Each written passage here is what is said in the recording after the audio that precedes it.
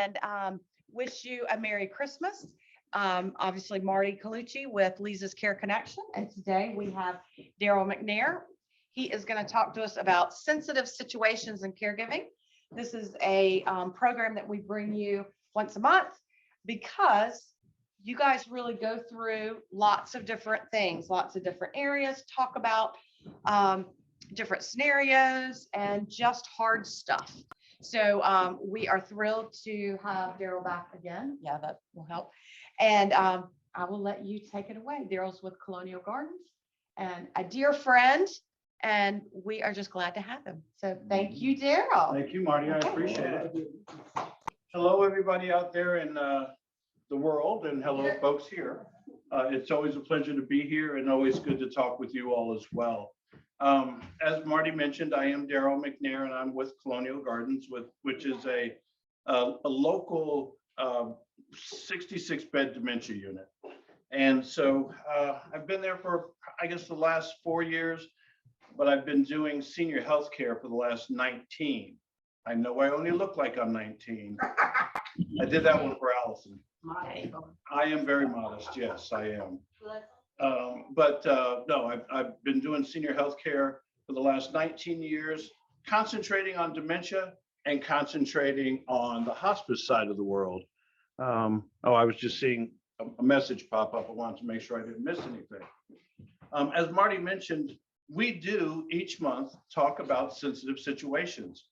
I love the way she used that clinical term about sensitive situations, because we all, when we're caregiving, we deal with, and here's the clinical term, that hard stuff.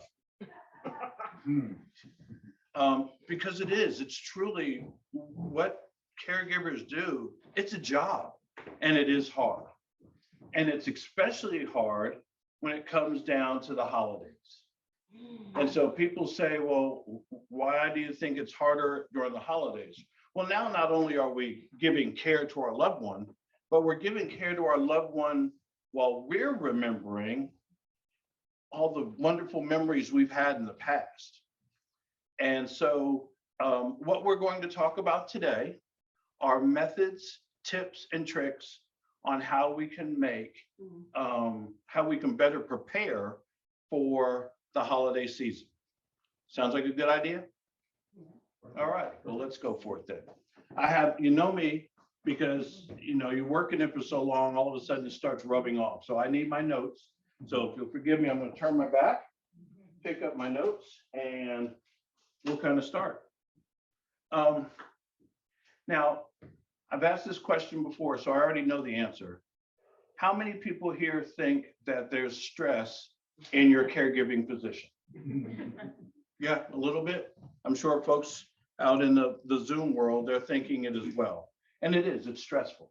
It is truly a job. And it's a job, a lot of times we don't feel appreciated, especially if the one we're caring for happens to have some form of dementia. And it's a job that we get frustrated with. And sometimes our frustrations are turned towards our loved one. And we don't mean it to be that way, but it just happens. I have a dear friend of mine who lives in Durham, North Carolina. I don't know if she's on right now, but she is caring for her mother and found out recently her father also has dementia. So her father has remarried and has a good wife that's taking care of him. But still, they're now realizing how much she's been going through while she's been caring for her mother, who now lives with her. And she says, Daryl, you're my balance on that scale. She says, I will call you just to keep my sanity so I don't blow up at my mother. Has anyone ever felt like they want to blow up at their loved one just because it didn't happen the way we thought it should be? And that's the key as we approach these holidays. The key is to remember that we have to meet them where they are. And that's hard. But as long as we try our best to remember that, then hopefully it'll make it a little bit easier. Well, how do we do that, Daryl? And that's what we're going to talk about today.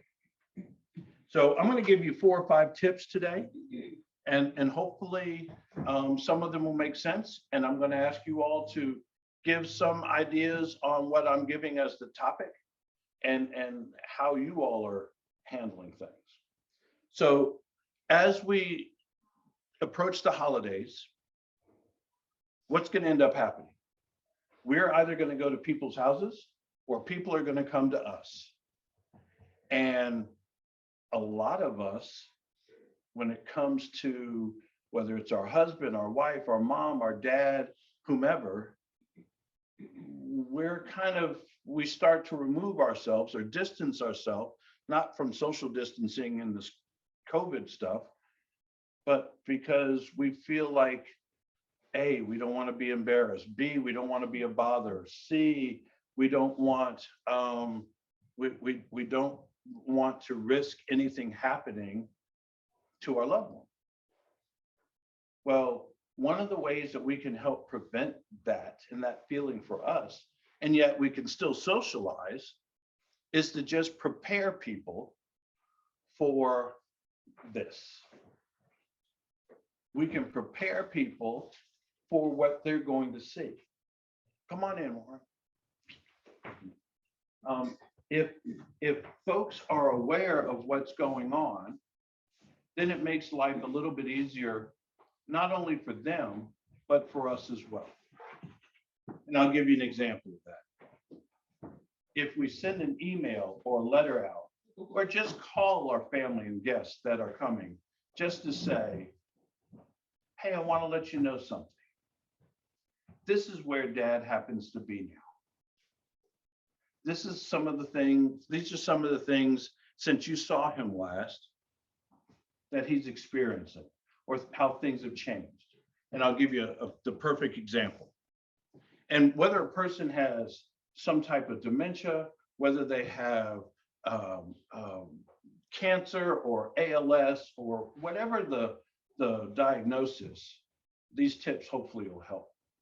My father had Lou Gehrig's disease, also known as ALS. Is that neurological? Yes, sir. It's a neurodegenerative disease. And so with that, as it progressed with my father, he could not eat the way he used to. So as it became more troublesome to feed himself, he decided that he was not going to do that. With ALS, it doesn't really affect the mind, it just affects the body. So Dad made the conscious decision, I'm just not going to eat as much. And not to mention, because it's a neurodegenerative disease, Warren, you hit it on the head, as time went on, he started having problems swallowing. So again, he made the conscious decision, I'm just not going to eat as much as I used to. And my dad and I were about the same size. We used to tease each other whenever I came home, and he'd say, son, you're looking like you're gaining a little weight. And then so just because I think I'm witty also, I'd get home, and when my dad came up to hug me, the first thing out of my mouth would be not, hey, Dad, I missed you, Dad. It was, hey, Dad, you look like you gained a little bit of weight. But this particular time, it had been about 3 months since I had seen him. And I walked in the door and he said, is that my baby boy? I said, yes, sir, it's me. And he came around the corner and I was in shock of how much weight he lost. In 3 or 4 months, he lost about 30 pounds. Wow. So he was to the point where he was wearing suspenders to hold up his pants because he wouldn't have my mother take him out to go buy him clothing any longer. And it was a shock. It was a holiday. I knew my brother and my sisters were coming home, and my brother hadn't seen my father in maybe about 6 months. He lives in New Jersey still. And I called him and I said, John, I just want to prepare you. When you see Dad, do not make any facial expression of the shock you will feel when you see him for the first time in 6 months. And while you're here, because we'd always have a beer or two whenever we were together with Dad, said, we're not going to give Dad beer like he used to have because he's having trouble swallowing now. So when I say we want to prepare those individuals who are coming to see our loved ones during the holidays, that's an example, a practical example on what I mean. We want to be able to call, email, write, carrier pigeon, whatever the case happens to be, those people that are coming for the holidays to prepare them for the changes that have occurred in our loved one. Just to make it easier for them and for our loved one. Make sense? And a lot of times, especially when we're discussing dementia or diseases that are related to dementia, communication is affected. So in our community, we have individuals who can speak clearer than I do, which isn't all that clear. And then we have other individuals who will talk to you like this, who when I met them 4 years ago, when I started working there, would talk like we're talking now. But now their communication is, we Carolina with the bird on the bedspread, and the bedspread with the wreath, green door, hopscotch with the car. And so you see how that discussion has changed since the first time I started working there. And this is the same individual. So as we start seeing these changes, we need to share this with our family that's not able to be there on an everyday basis like we are. Because the last thing we want is to have cousin Barbara come in from, excuse me, Allison, I'm sorry, from California, and see dad and say, whoa, Mac, you've lost a lot of weight. And I can understand what you're saying. Come on, think about what you want to say. And people do that. They come into the building where I work, and that's what they say to their loved one. And we don't want to embarrass or frustrate our loved one just because we don't understand what's going on. Who are we to embarrass someone going through something that's already affecting them, especially if they understand what's going on to some degree? We have to keep our prejudices and our shock to ourselves and meet them where they are and help them the best way we can. And that's by understanding. Now, you all know, and for those of you that have not met me out in Zoom land, there's a young lady here today who said, I've seen you twice on Zoom. As she giggles now. Thank you for calling me a young lady. Well, you are. So she says, I've seen you twice on Zoom. Now I get to see you in person. Now, I don't know if that's a good thing or a bad thing, but I think I'm the funniest guy in the world. And I have another young lady back here who, when I said that, she almost choked on her tea because she realizes I might not be as funny as I think I am. But you will also notice I will be honest and I will be direct with you when it comes to certain things. And when it comes to our loved ones and making sure that we're protecting them from the thoughts of people that don't know or who are not understanding, may I, Warren? Yes. Not understanding of what's going on, just let me know when you want it, then that's our primary job as a caregiver. We want to make sure that we're protecting them from those of us that don't know, because we don't know. If we don't deal with it on a daily basis, we don't know. So it's not their fault. It's just they don't know. We were there once. Yes, Can I sir. give a personal illustration? Yes, please. It's not to denigrate my ex-wife either, because I adore my ex-wife. Fair enough. She's picking me up later today to take me to my daughter's Mhm. because we're going to the Republican Christmas party tonight. I know she's gonna be hesitant to take me because I didn't get to clean up today. Because I'd have no heat in the house. The heat's broken. And I wasn't able to take a cold coming out of the shower. I know she's gonna think of me, are you gonna embarrass the family at the party? It's a very good example. It makes me feel terrible, whatever. And does a lot of ministry, so to speak, for Hispanic community. Mhm. But her loved one, whatever. Well, and that is a very good point. So I don't know if you all heard, but what was just shared by Warren is that his ex is going to come pick him up. They're going to go out to an event tonight. And because last night his heat went out, he has not been able to clean up as he normally would. He still looks great, but he's just not where he would like to be. And he And where feels, she would want me to be. and where she would want him to be. And so she's going to be hesitant to take him out because of his appearance or her interpretation of how his appearance is. And that is what we're talking about today. We need to meet our loved ones where they are as they're going through what they're going through and understand. And instead of judging, we meet them where they are and help them where they are. And the point is, I know that the people at the party will love me still. Correct. They won't be ashamed of me or anything. Correct. But in her mind, she's got a problem with borderline personality and rejection principles. And that's huge. So let's move on to another topic. Now, we all have our traditions for holidays. We all sit around the table and eat. Some of us might have a big breakfast, and then we have Santa Claus afterwards. Or we might wait and have Santa Claus first thing in the morning because we've done it for years, ever since the kids were this high.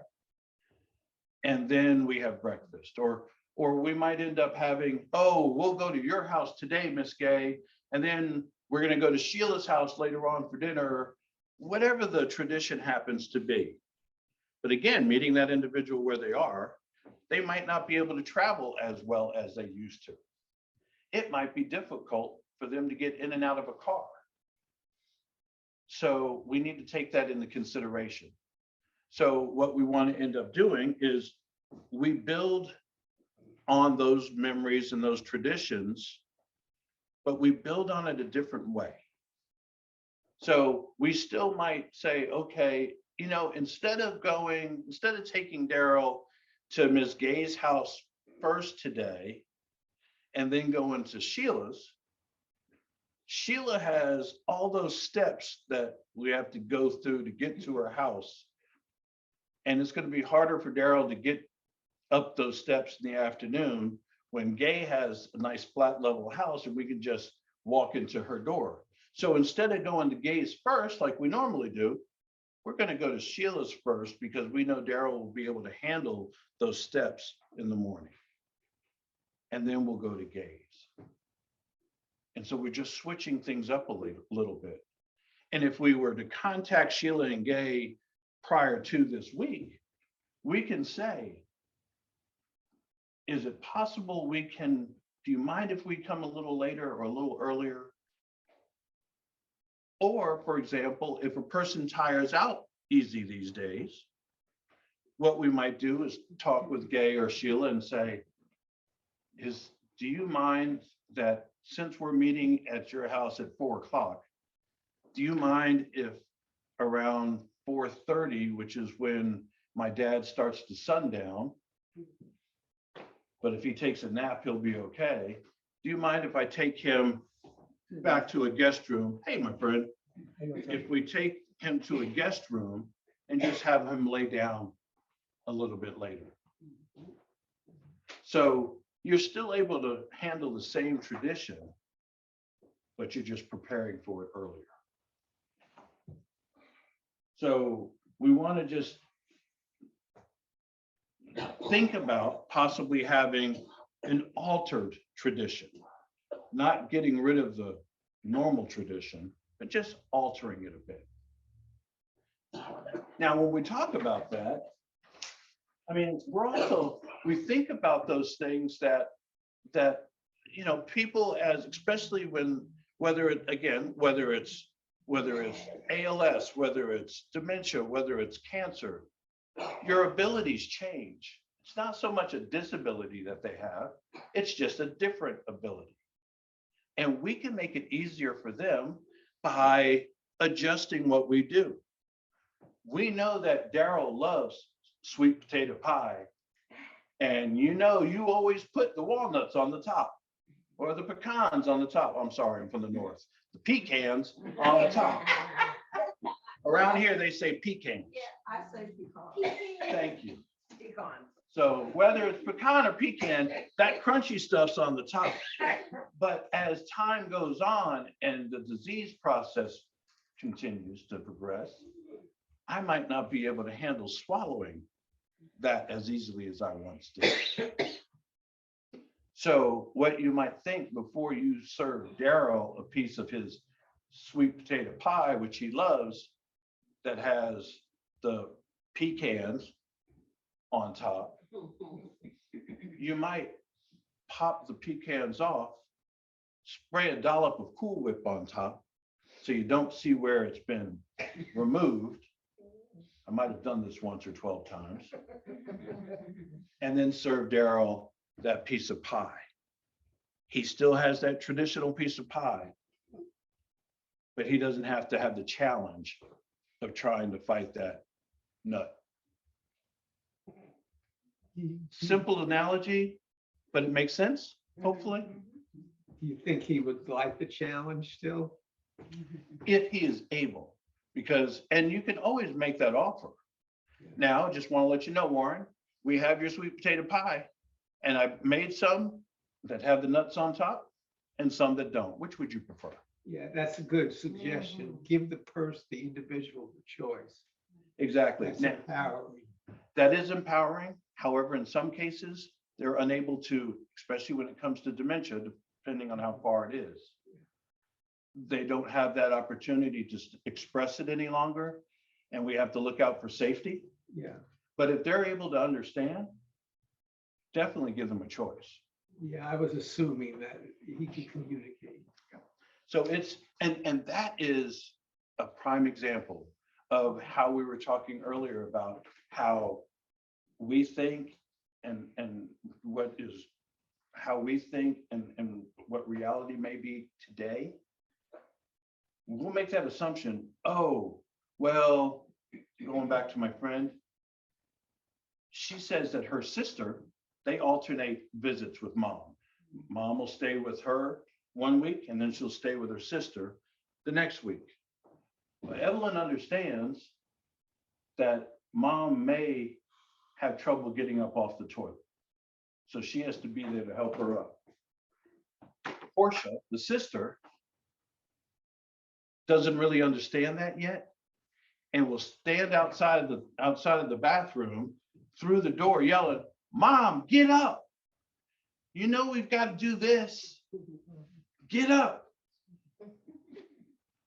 And that's not fair to the mother because she needs that help. And she might not be able to understand getting up now. She might just have that disconnect. So I did see your hand up. Yes, ma'am. Yeah, I was just gonna say, one of the frustrations that I have encountered as a caregiver is when the family refuses to acknowledge that the elderly parent has changed. Yes. With the pecan pie, to use that as an illustration. Oh, Mama loves pecans. New York. She's from up north. And, of course, we're gonna put pecans on her pie, and I say, but she's not able to chew them anymore. Oh, let her have it, and it has been a frustration for me, that the family refuses to acknowledge that Mama can't do what she always did for years and years. Very good point. So what was just stated was that when the family is unaccepting of the fact that Mama has changed in her abilities. So, oh, Mama's favorite pie is pecan pie. pecan. So let her have it. But we know it's going to be a choking hazard for her. And that is a hard spot to be in, especially as a caregiver, especially if you're caring for someone and it's not your family. Because especially if you're a caregiver and the person is not your family and that family is never around. So it is a matter of, again, going back to that first thing we talked about, getting the information out to people to say, hey, want to let you know where we stand now as far as mama. Your mother is doing well for where she is. However, I do need to let you know that she has a challenge now when it comes to swallowing. We're now using thicken in her drinks. We're moving from hard, crunchy foods to softer foods. I want to let you know that before you come home, because I know you know as well as I do, she loves that pecan pie, but she might have a challenge if you make it. So you might chop up the nuts nice and fine, or get the crushed nuts and not sprinkle a lot, but just enough so there's a little bit of the taste. Yes, Sheila. I was thinking about what Warren said, and when you just made that statement, it really came home to me. Because I think Warren suggested that you give them a choice. And I thought about my mom and dementia. My mom was born extremely independent. When you look in the dictionary for independence, there's her picture. So, That's me. okay, well, you can't give her that kind of choice because she would take it whether she could handle it or not, and end up strangling herself. So I think we better go back to the whipped cream on the top. So that's where so it is a matter of, at that point, what was just brought up was the fact that some of our loved ones are strongly independent. I think the word is stubborn. In regard to my dad, it was pighead. Okay. Love you, Dad. From my point of view is if you're gonna go, you're gonna go. I'll take it anyway. Understood. However, we're still there to give care and to make sure that that care is there. And there are different ways. If we stop, you all, some of you who have listened to me for the last 3 years that I've been coming here doing this, have heard me say, and one of my favorite phrases is you stop, drop back, and you punt. Meaning you adapt and modify what you usually do. Again, going back and making sure people know what's going on. Sheila, you love to make that pecan pie. Mama will strangle on it now. That will ruin our Thanksgiving. That'll ruin our Christmas. So instead of putting the big chunks on it like you used to, go to the store, get some of the crushed so she can still taste it, sprinkle it in the mix, not a bunch of it. She still gets it. You still feel like you're preparing her pecan pie. Make the pecan pie the normal way for everybody else, but Mama's are just served differently. Or pluck those things off. Doesn't it look good, Mama? It does. She sees the pecans on top. You pluck those puppies off, you put the dollop of whipped cream on it, let it go for it. Again, if she has the ability to make that choice, fine and dandy, if it's not going to hurt her. So, yes, sir. My friend, you opened a whole new field of activity. We have to train the caregivers. We do have to train the caregivers. Yeah, because they are not patient. And if you don't have patience, you can't take care of. You win the wreath of the day. Because what was said, hey, you just mentioned, we have to train the caregivers. And that's why you guys are here. That's why you guys are online. Is because we have to be trained to think differently. We are not where we were back in 1984 or 1973 or 1962 when these traditions started. Because things have changed. Think of it this way, if I can give this analogy. I applaud you, sir, as always. Thank you. If the road down here is blocked and it's stopping you from going to Irma, or if the 405 is blocked and you can't make it down, well, that's an everyday analogy there, isn't it? Sorry. If you're trying to take an exit and that exit has a detour sign and traffic cones and barrels in front of it, and you can't get there from here, what do? You adjust and you go a different way for the end result to be close to the same. You might be a little late, but you know what? You have a choice. Do you give the pecan to mom and have her choke? Or do you adjust what you're going to do to make it easier for her, but still kind of have the same tradition? We as caregivers have to learn a different way. We as caregivers have to realize it cannot be the way it used to be.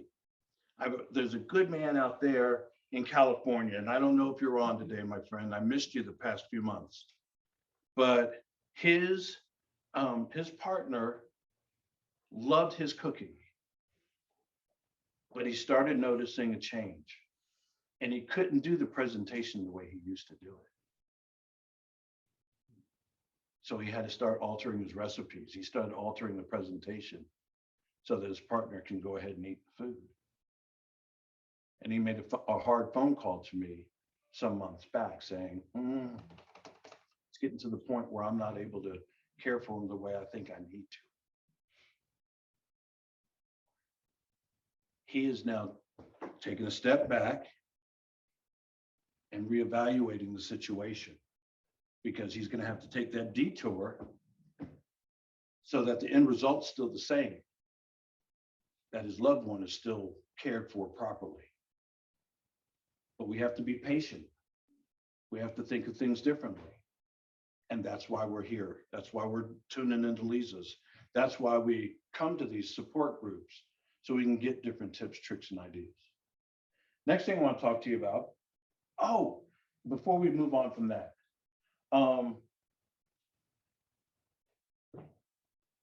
how many people here, when your family gets together and you have more than 4 or 5 people, and it doesn't even have to be family. How about you get to a gathering like, I don't know, Daryl brings quiche for lunch. You guys didn't get that this month either, did you? Sorry. But you're together. Remember how loud it was back there? And there was only 5 or 6 of us at the time back in the cafe eating. And so Gay talks, and then I want to say something. And so I talk a little louder than Gay, and Sheila talks a little louder than me, and then Robin talks a little louder than me. Next thing you know, there's all this background noise, and it's just loud. No one's meaning to do it on purpose, but it's the same thing happens in our house, right? When we have everybody together. But a person with, say, dementia, all that loudness, all that noise, the way they process conversation and background noise is different in some cases. So when you end up having all that noise, they might become agitated. It's what they call a trigger. And that trigger can create a behavior that we don't want to necessarily have to deal with, but more importantly, might not be healthy for them. I'm going to tell you with the Parkinson's disease, the way loud noise I've noticed, it impacts my balance. The overflow of the stimulus, it causes overload in my stimulus intake, and my balance suffers. I was not aware of that. Thank you for sharing that. What was just shared, we have a gentleman here today who has Parkinson's, and he comes and visits us quite often. And he's sharing that the loud noise, that overstimulation affects his balance. So we have to be aware and cognizant of the fact that different things occur that affect people differently. And so if typically we all get together at 5 o'clock for everyone to get together to have a good time for dinner, but we know that a person is sundowning, or later in the day gets them more tired or throws off balance. And now we're going to throw on extra noise, which might affect the balance as well. We might want to try to adjust the time, or we might want to come a little earlier before everyone else gets there, before it gets too loud. We might want to adjust and not have the music quite as loud. Amen. We might want to, and if we know that we're going to have Christmas carols and we're all going to sing Christmas carols at 6, we might want to leave about 5:30 and start saying our goodbyes then. You still get together, you still have a good time. You know what, Mom, we're probably going to leave today at about 5:30, but I want you to have the gift. I want to see you open it now. All you've done is just adjust the way you did things. You've adapted to the situation, but the tradition can still be handled. But again, let's not forget the first thing we talked about. Notify the host to let them know that this is how we're going to handle this at your house. We don't want you to have to change too much. But if you would, only thing I'm asking you, pop that pecan off the top of Mama's pie, put some whipped cream on it so she doesn't know it's there after you've showed it to her. And know that we're going to leave a little early and we're going to want to have her open the gift in front of us before we leave. Is that okay with you? And most of the time they'll say yeah. If they say no, then you know they don't have the patience and you have some more education that you need to provide to them. Or, you know, we're just not coming to visit as often. Okay. Can I say We went one- in, sure. Can I say one last thing? Mhm.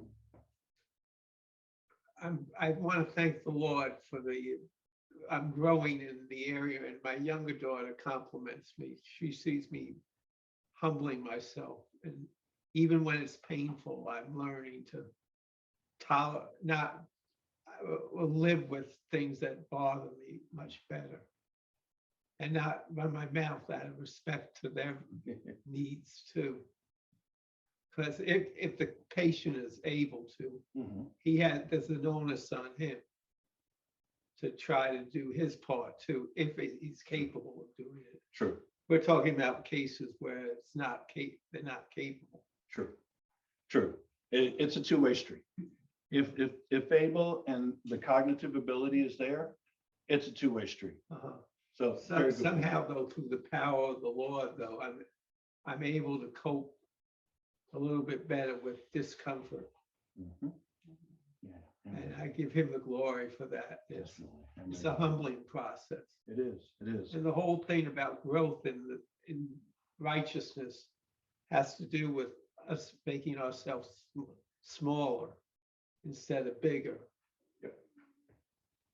We're smaller, so he becomes larger. He must increase, I must decrease. Yes, yes. Very good point. Thank you. One thing we also wanted to take into account is the fact, again, because our abilities change as we get older and our diagnoses progresses, is we still want to make sure that if possible, so I told you my dad had ALS. His big thing, he would wait for me to come home around the holidays, the beginning of December, so we could put up the lights. That was a big thing for him. So putting up the lights at my house is a big thing. And my son, even though he's 16 now, I started late in life, but he's 16 and he has a job, he can drive, he has a girlfriend, and he didn't want to be out there with the old man hanging lights on the house. He wanted to be TikToking or whatever they do on the phone to talk to his girlfriend. And I'm like, no, you're coming outside with me and we're putting up these lights. So when I would go help my dad that last year, he couldn't obviously put up the lights because his appendages were no longer working properly. So, but it was still important to him to put up the lights with me, just like it's important to let my son come out and help me with the lights. So what I did is that morning, not wanting to embarrass him, I could have just said, let's not worry about it this year, Dad. And many people do that. And then my dad would have felt, you're just doing it because I can't any longer. So I said, okay, so we're going to do things differently, Dad. So we sat at the dining room table, well, the kitchenette table. I said, we're going to do things a little differently this time, Dad. Oh, I said, yeah, what we're going to end up doing, you got it. What we're going to end up doing is you're going to tell me how you want these lights up. I think, now mind you, he's been gone. I was 42 when he passed. I think I'm old enough to do this on my own. I want to try it to see if I'm going to screw it up. And you can fuss at me if I do. But I need to know how you want it up on your house.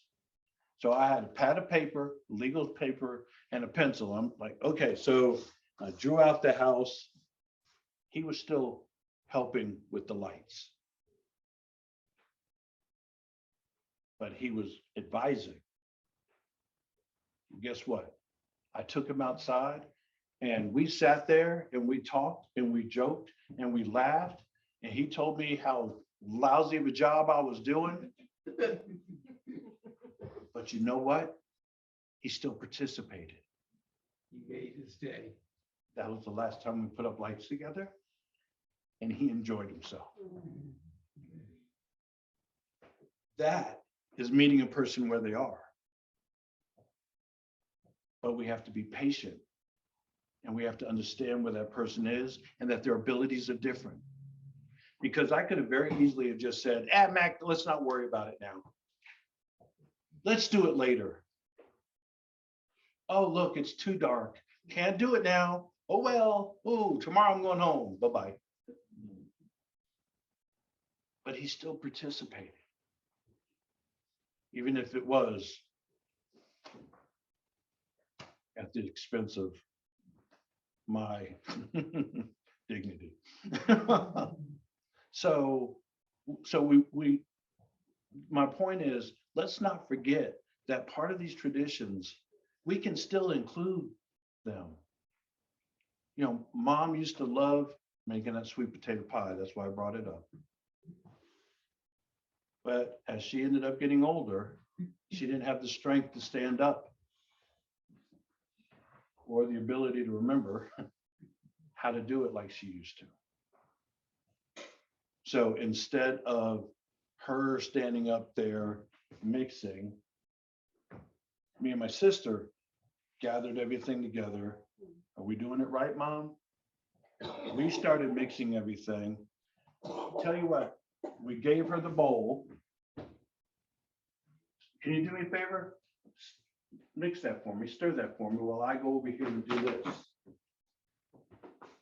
And so we would go to the different part of the kitchen. She would try, not doing the way she used to, but she participated. In our building, we have some folks, we handle all levels of care for dementia. We have some folks there who can get around and talk better than I can. And Lord knows, you see, I can talk a lot. But we also have people who are wheelchair bound and can't do what they used to do. And so our activities crew, what they'll do is, for those individuals that are still able to do, everybody gets their own bowl, they mix their own stuff, they put the eggs in, and then, you know, their cookies are put into the oven, and next thing you know, they make cookies. But for those that can't, Cora will sit down in front of that person and say, so what did you used to put into your cookies? I'm going to put M&Ms in. Did you ever put M&Ms in? And that person would go,